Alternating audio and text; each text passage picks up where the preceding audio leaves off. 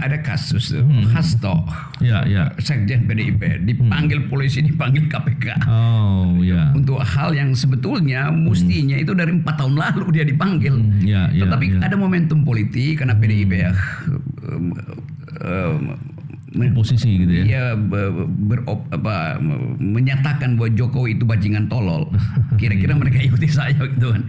Kan saya sebut Pak Presiden juga bajingan tolol, dan pemerintah menyogok masyarakat sipil supaya mudah untuk dikendalikan. Nanti diumpankan begitu jadi CEO ada korupsi sedikit ditangkap gitu kan. Menghina akal sehat dari masyarakat sipil. Karena masyarakat sipil tidak dididik untuk berbisnis. Gitu. Yang kedua, ini semacam sogokan supaya jangan punya pikiran lagi untuk mempersoalkan rejim yang ada sekarang ini. Karena itu dikasih uang banyak-banyak. Saya khawatir bukan sekedar sogokan, tapi sandera juga. Iya, itu juga langsung disandera.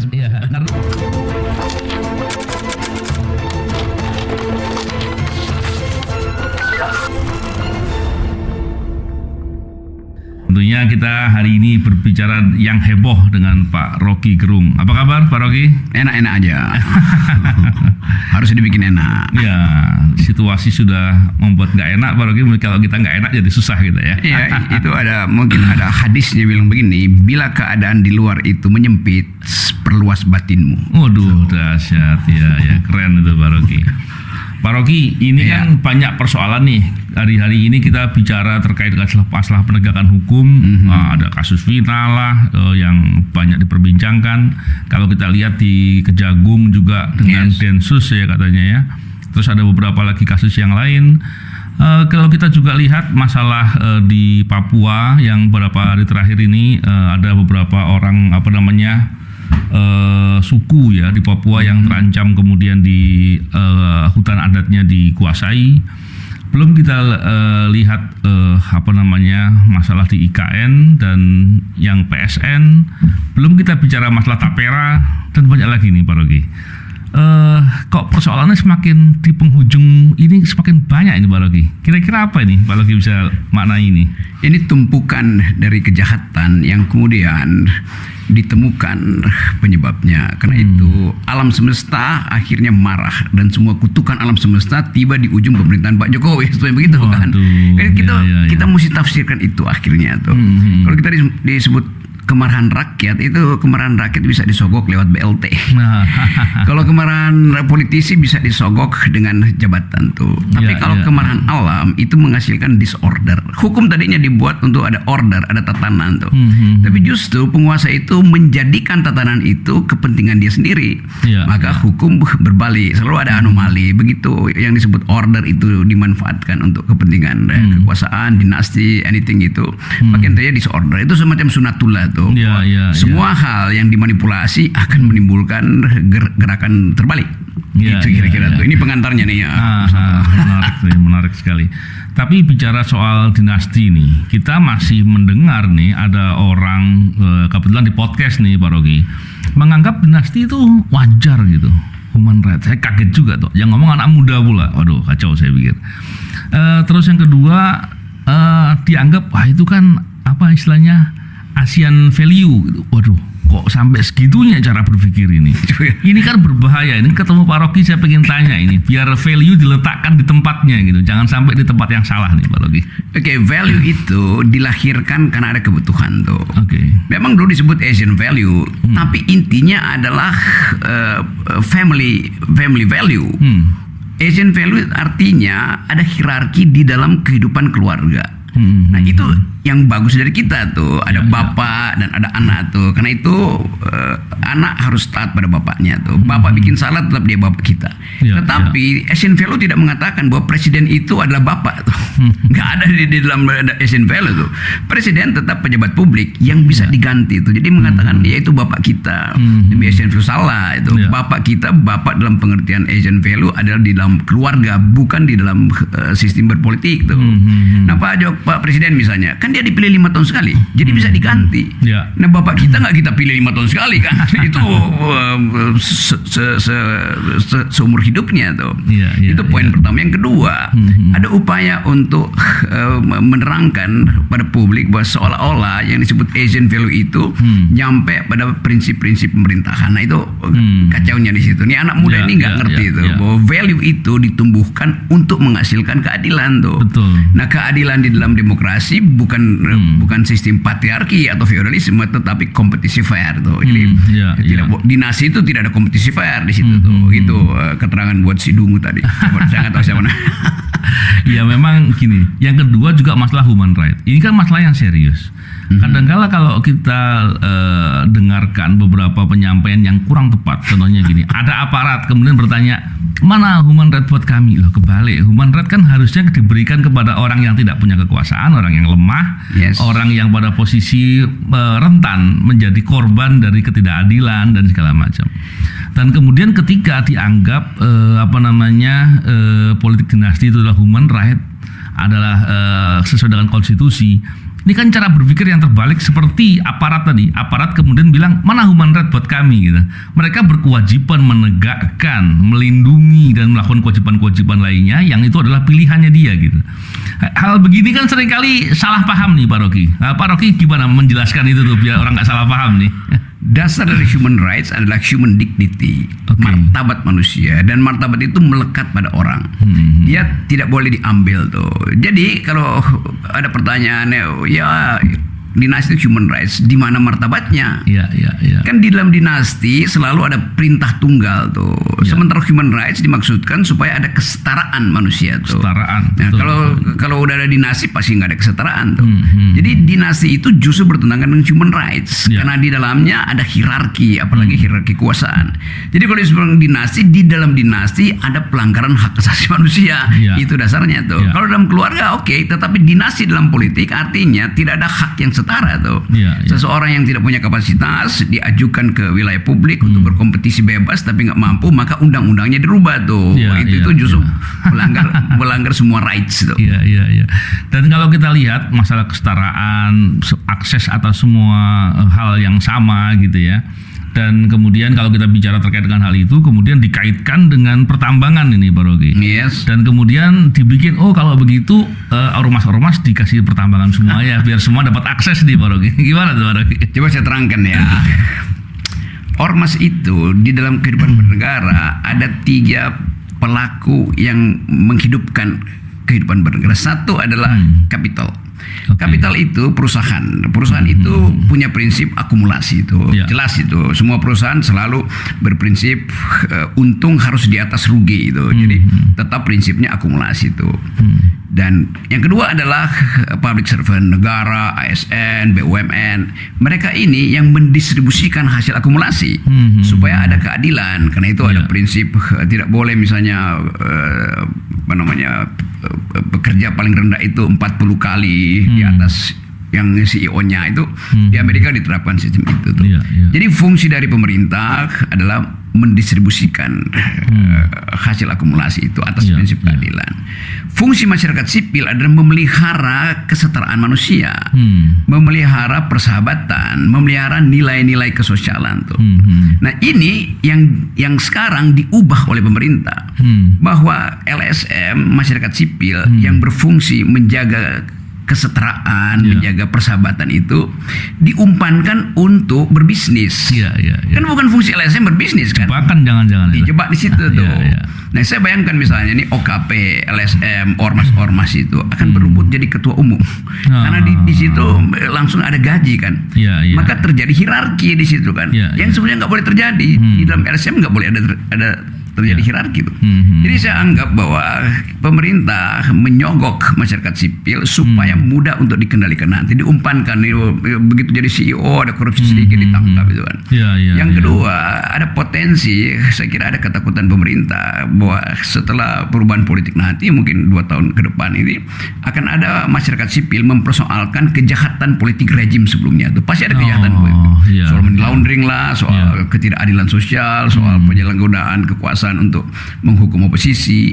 Yang potensial untuk mengucapkan itu bukan partai politik, tetapi LSM, ormas. Nah mulai sekarang ormas itu disogok supaya jangan bicara atau menuntut keadilan nanti kalau Presiden Jokowi lengser.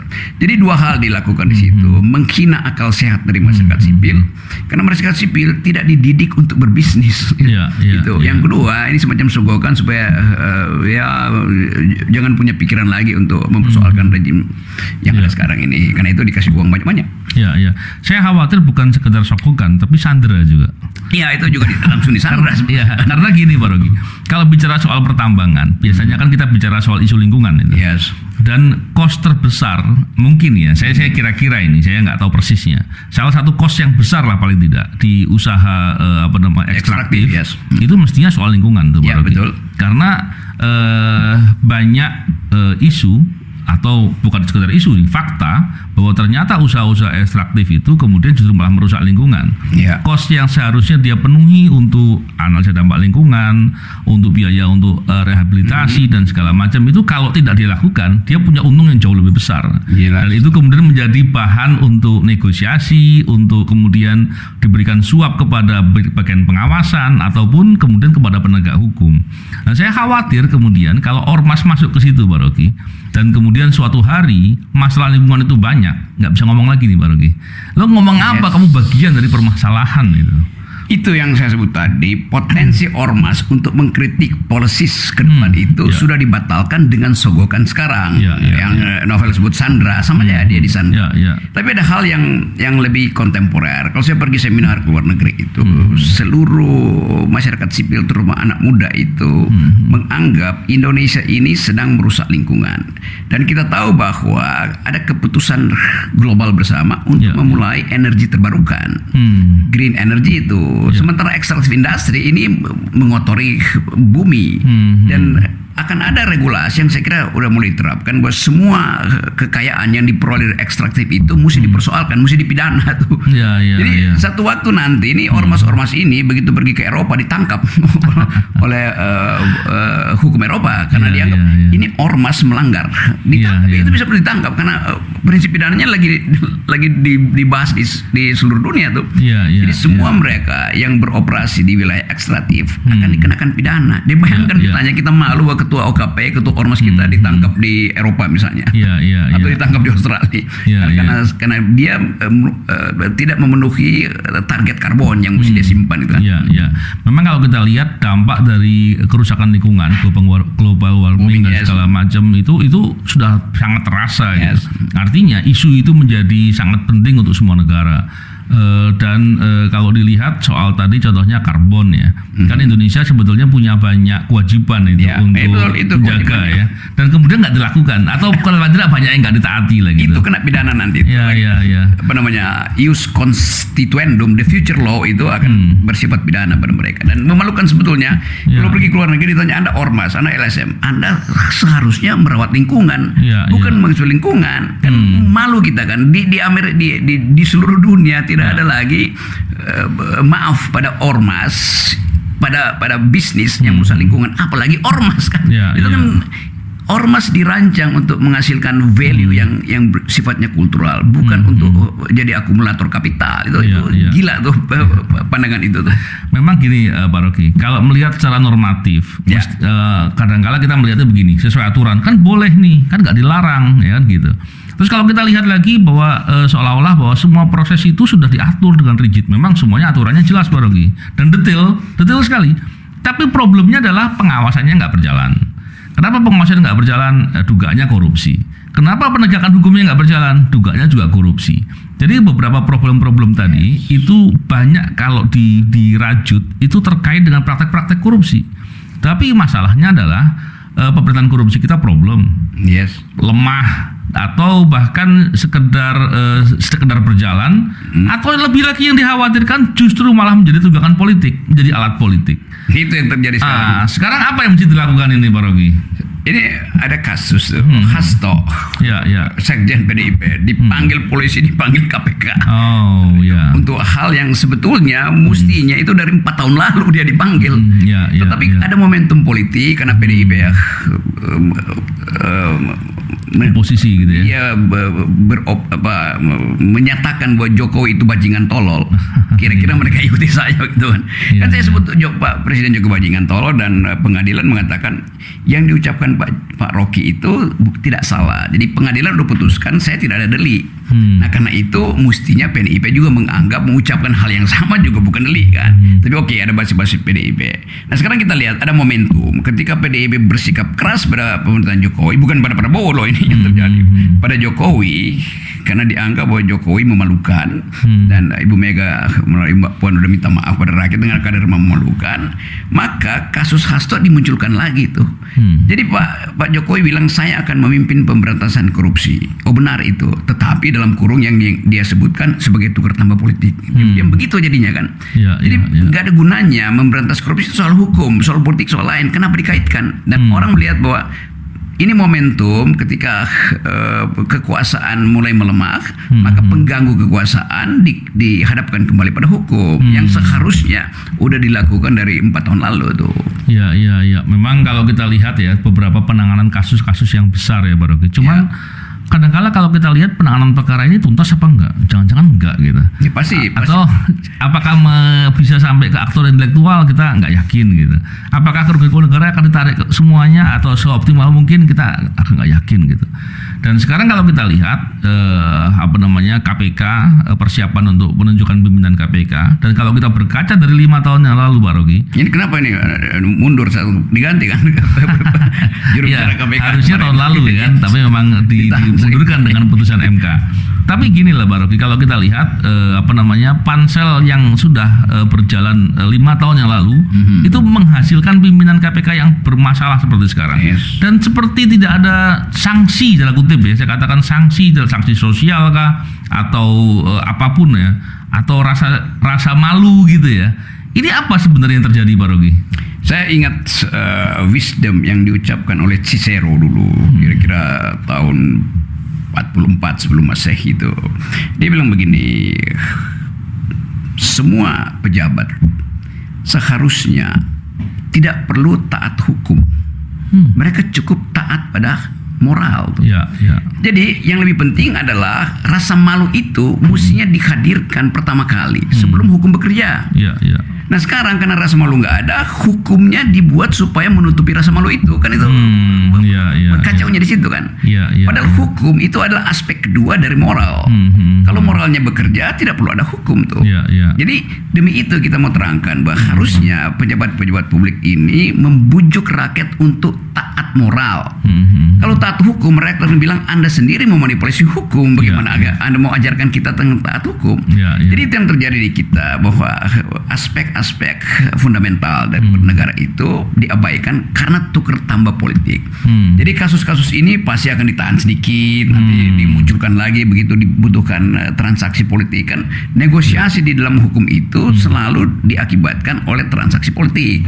Nah itu yang saya terangkan tadi, buruk sekali itu. Dan Pak Jokowi sendiri yang mengucapkan dia akan memimpin pemberantasan korupsi, tetapi dia hanya memimpin itu ketika ada kebutuhan tukar tambah politik. Nah di situ manipulatifnya tuh beliau. Dan memang begini Pak Rocky, seandainya betul, walaupun kita sudah yakin nih Pak Rocky, paling enggak kita berpikir begitu dulu lah, penegakan hukum itu justru dilakukan dengan orientasi politik atau paling enggak ada barriere politik ya dalam melakukan pekerjaannya. Ini bagaimana tujuan hukum akan tercapai? Kalau tujuan hukum nggak tercapai, praktek korupsi akan merajalela, dan itu dampaknya besar sekali. Dampaknya akan kemana-mana. Dampaknya bukan sekedar dampak ekonomi, sosial, politik, tapi jauh lebih luas dari itu. Kepercayaan masyarakat, kepercayaan internasional, dan itu akan terpengaruh dengan banyak hal itu Pak Rocky. Saya khawatir kalau itu kemudian diabaikan dan tidak dilakukan upaya untuk memperbaiki, itu kerusakannya bukan hanya strukturnya yang rusak, tapi mentalitasnya yang rusak. Lu bayangkan kalau mentalitasnya itu bukan di level struktur atau pejabat-pejabat saja, sudah pada level pegawai-pegawai sampai di bawah, itu memperbaikinya juga berat sekali Pak Rocky. Nah terus dengan keadaan begini Pak Rocky, tentunya kita tetap berharap ya pemerintah yang baru nanti, Pak Prabowo dan tentunya dengan semua jajarannya itu bisa untuk melakukan sesuatu. kalau Pak Rocky bisa memberikan masukan atau saran, apa yang mesti dilakukan ini Pak Rocky?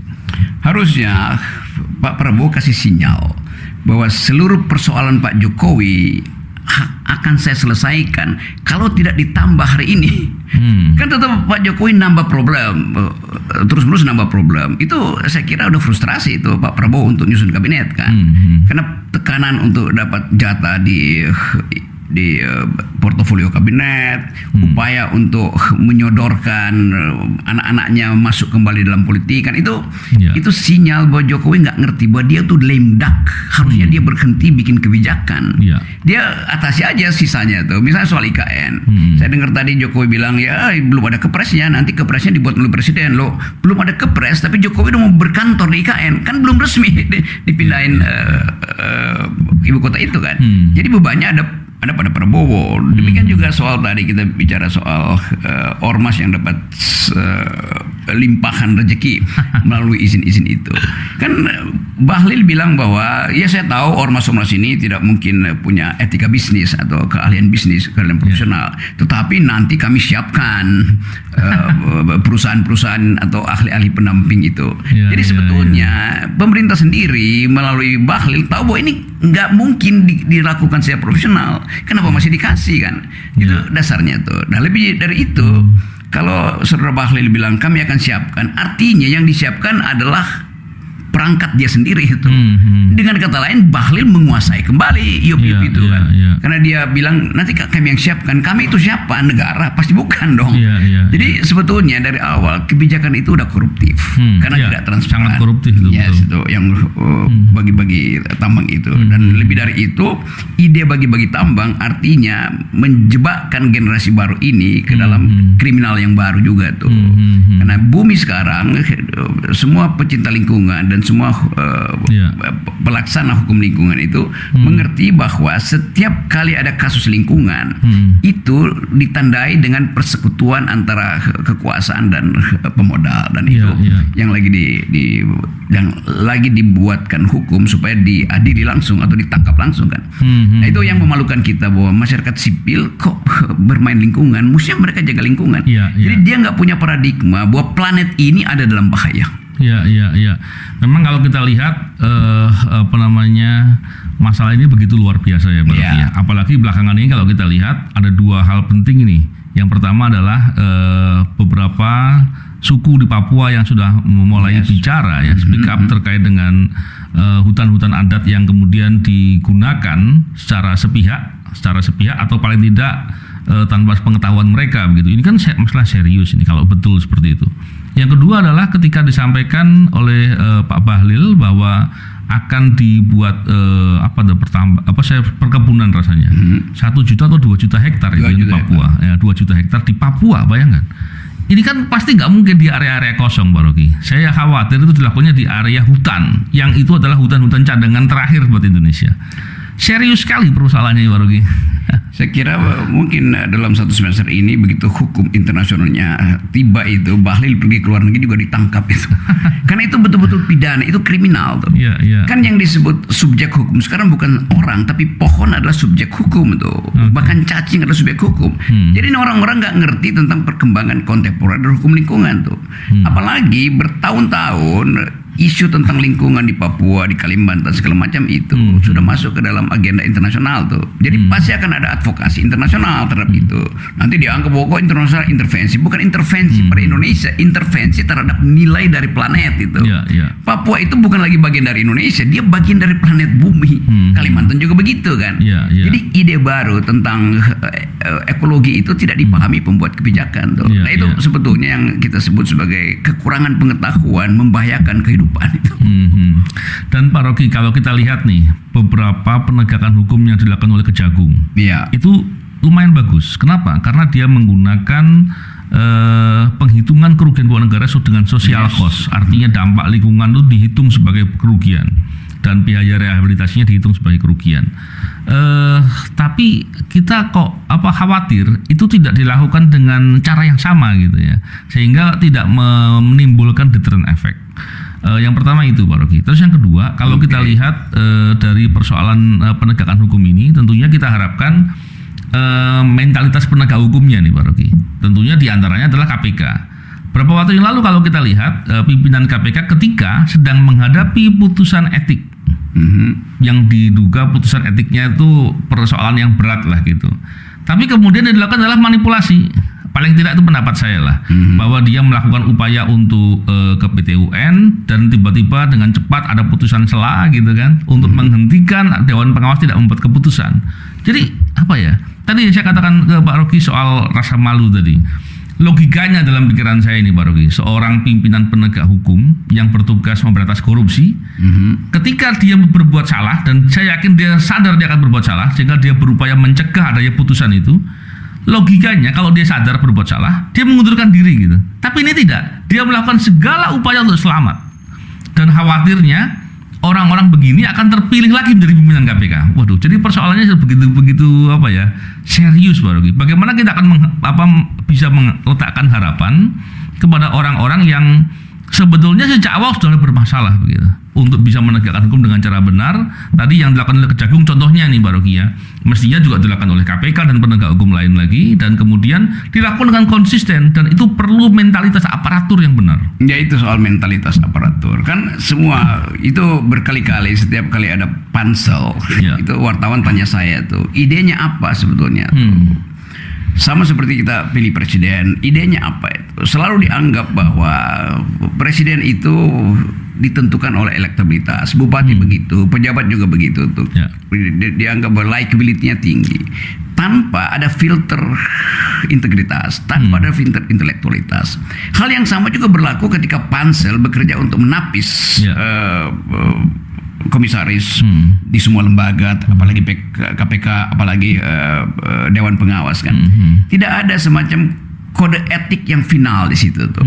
Selalu bisa dilihat sebetulnya ya dia secara moral kurang, tapi ya dia kan diterima secara politik di DPR. Lo nggak boleh tukar tambah antara penerimaan politik dan aspek moral tadi kan.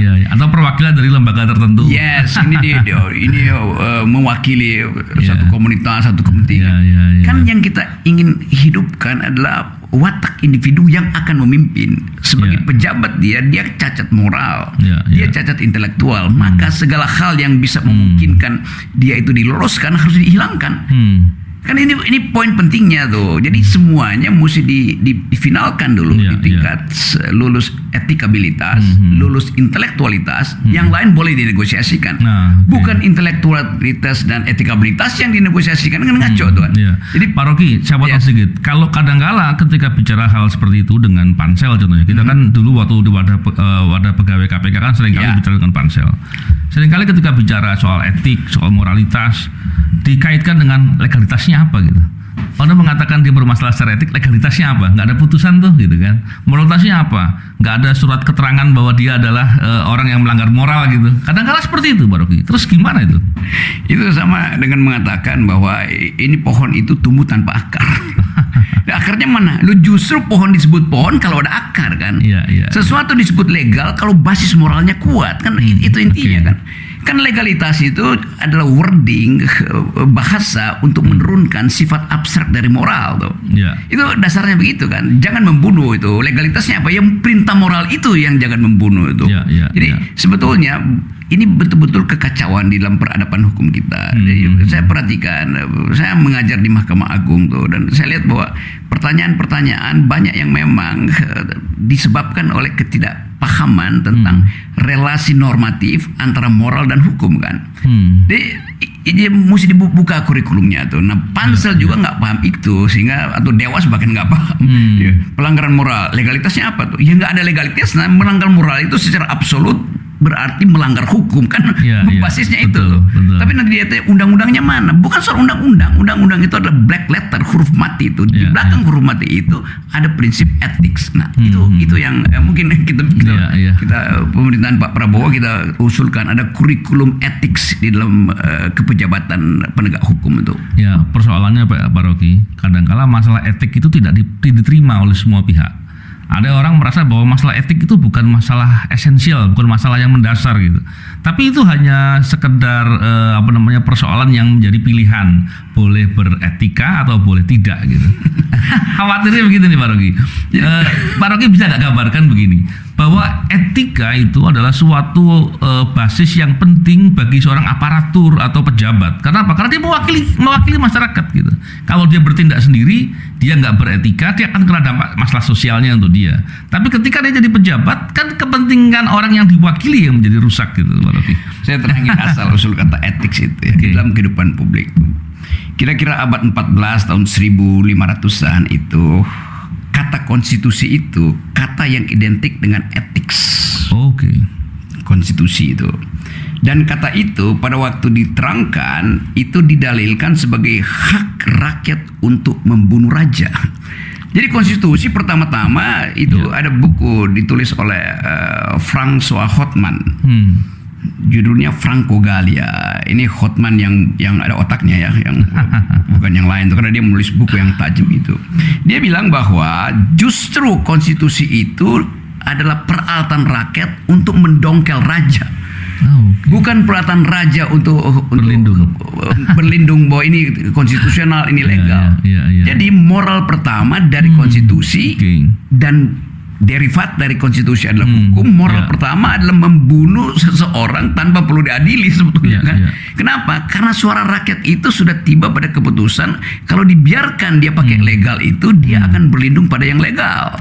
Padahal yang legal itu dasarnya adalah moral. Karena itu kita mesti kembalikan itu pada pengertian dasar bahwa yang disebut legal itu hanya disebut legal kalau basis moralnya kuat itu. Itu prinsipnya sederhana. Cuman ini nggak pernah diajarkan di fakultas hukum. Karena fakultas hukum kita itu berbasis pada pengertian salah tentang ajaran Hans Kelsen, positivisme itu.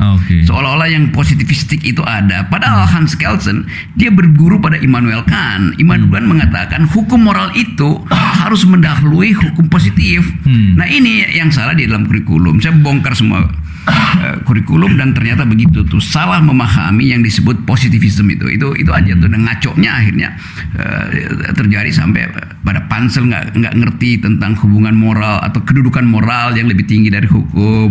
Dewas nggak ngerti itu, sehingga mesti ada aturan tertulis gitu kan. Jadi semuanya mana hukumnya, nggak perlu ada aturan sebetulnya. Aturan itu kan ketika orang punya pensil.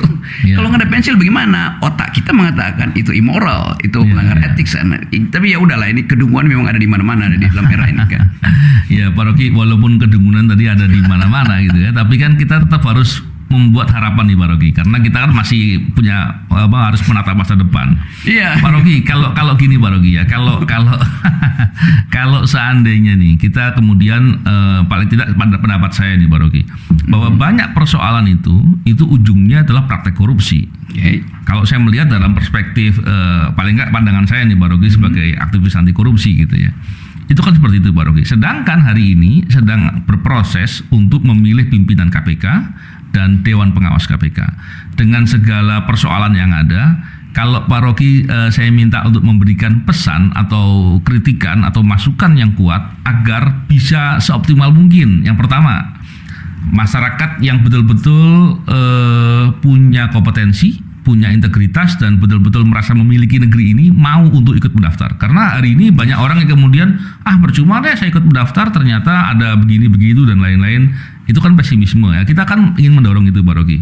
Terus yang kedua, agar pansel betul-betul merasa bertanggung jawab dan berkewajiban untuk memilih yang benar-benar terbaik, bukan hanya menjadi stempel seperti yang lalu-lalu, dan kemudian mengakomodir orang-orang yang dititipkan. Jangan sampai itu terjadi Pak Rogi. Saya minta Pak Rogi bisa memberikan masukan, kritikan, dan saran tentunya. Saya ingin pertama kali soal komisaris semua institusi apalagi KPK itu nggak usah pergi ke DPR itu. Tidak perlu lagi, karena kita tahu DPR itu dimulai dari pintu masuk yang kotor. Tukar tambah pasti di situ tuh. Saya mau inginkan misalnya kalau ditanya saya pribadi, ya saya tunjuk aja nama tuh. Ada Sulistyo Irianto, Profesor Sulis yang kemarin kasih pidato yang bagus itu tuh. Dan dia tanpa saya periksa saya tahu mentalnya dia. Dan saya percaya dia bisa lakukan. Iya, Ditanya siapa lagi itu anak muda, saya mau anak muda bukan anak presiden itu, yaitu ketua BEM, mantan ketua BEM UI sama UGM langsung aja jadi komisaris kan. Kan kita perlu sinyal moral di situ kan. Yang lain adalah keahlian teknis, seorang akuntan boleh di situ tuh, seorang pengacara atau purnawirawan polisi boleh di situ. Tetapi simbol bahwa KPK itu dituntun oleh pikiran bermoral itu datang dari 2-3 orang aja kan. Kan kita mulai dari situ tuh, dan itu kalau dibawa ke DPR itu pasti Sulis pasti dibatalkan. Ketua BEM pasti dibatalkan. Ini kenapa anak kecil? Bukan soal anak kecil, dia pernah berjuang untuk menegakkan nilai-nilai keadilan walaupun dia muda sebagai ketua BEM kan. Jadi kita mesti bikin kita pakai istilah radical break gitu. Diputuskan secara radikal tuh. Dan itu diperlukan jurnalis ikut mempromosikan itu kan. Jadi misalnya dibuat semacam panel, jurnalis maunya siapa gitu. Kalangan kampus maunya siapa gitu. Itu intinya nggak usah tanya pada politisi, pada DPR, pasti itu tukar tambah tuh. Iya, menarik sekali. Dan memang segala persoalan yang ada yang kita bicarakan dan di luar juga banyak dibahas ya Pak Rogi ya. Itu saya yakin perlu sikap radikal untuk melakukan perubahan dengan sungguh-sungguh. Kalau tidak sulit sekali rasanya Pak Rogi, karena persoalannya sudah begitu berkelindan ya Pak Rogi ya. Dan tentunya kita berharap semoga nanti di pemerintahan selanjutnya ini betul-betul ada upaya yang benar-benar yang sungguh-sungguh ya Pak Rogi untuk bisa membuat kita bisa meletakkan harapan. Pak Rogi, closing statement Pak Rogi, apa yang Pak Rogi bisa sampaikan dengan situasi keadaan sekarang? Itu betul tadi, intinya adalah kesungguhan karena mengetahui bahwa keadaan memburuk. Jadi diperlukan tadi satu upaya radikal untuk mengatakan value itu harus mendahului negosiasi itu. Dan itu yang kita inginkan. Ya, saya inginkan juga semua podcaster itu lakukan radical break. Dimulai dengan podcast Novel Baswedan. Wah, dahsyat Pak Rogi. Terima kasih Pak Rogi. Semoga harapan kita bisa terwujud dan Indonesia menjadi lebih baik. Terima kasih. Salam integritas. Assalamualaikum warahmatullahi wabarakatuh.